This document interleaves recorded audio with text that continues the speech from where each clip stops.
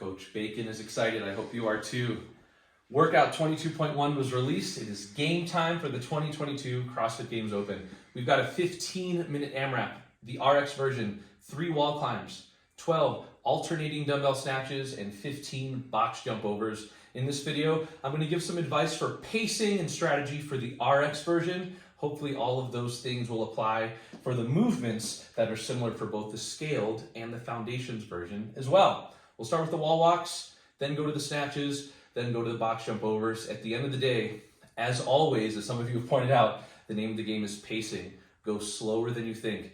There are few enough movements in these single round blocks that rounds 1, 2, and 3 could be really, really fast. Slow it down in pace. 15 minutes is on the longer side of redlining for most people. We want to make sure we get to minute 4, 5, 6, 7, still feeling good, and then we finish strong. Let's talk about the wall climbs. So,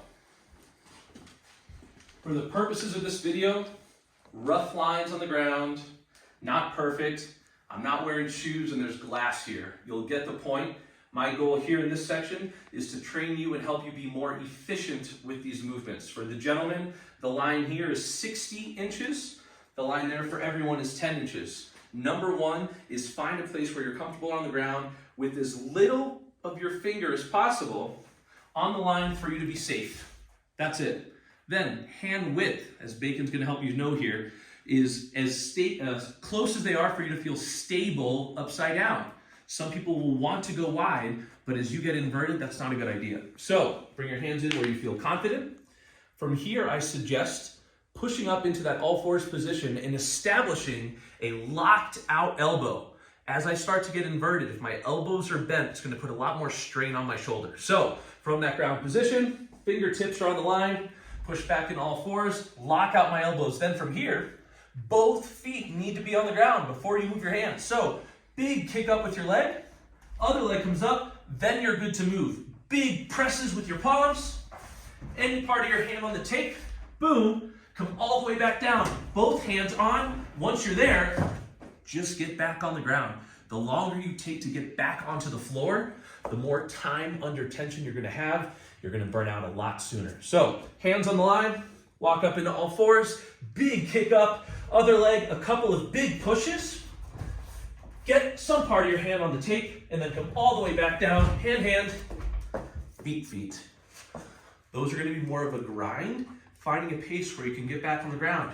Shake it out, get right into the next one. Try and keep those moving. 4, the dumbbell snatches. The way I like to teach these is thinking about them more as a kettlebell swing, meaning power comes from your hips. If I set up directly on top of the dumbbell, even if I'm efficient, it's going to be a lot more upper body pull to get that weight up. If instead, I start slightly in front of the dumbbell, I can load my hamstrings a little bit more, keep my chest up, and use more of that hip drive to swing the dumbbell up. Switch hands, reach just a little bit farther back than you think you need to. Both heads touch, fast hips, and drive. If the weight is so heavy that a power snatch is more your style, that's fine. Same cue, hip extend, pull under, and then stand. What we want to avoid here is any sort of a press out at all that'll exhaust your shoulders for the wall climbs. For folks who are trying to think about how to set this thing up and where the power should come from, think more whip overhead.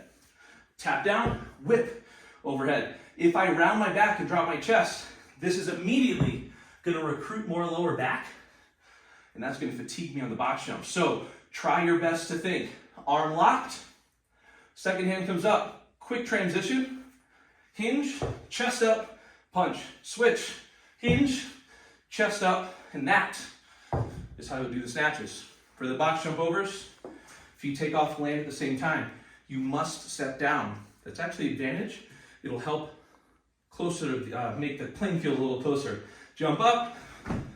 The fastest way is to not stand up all the way. Jump and land.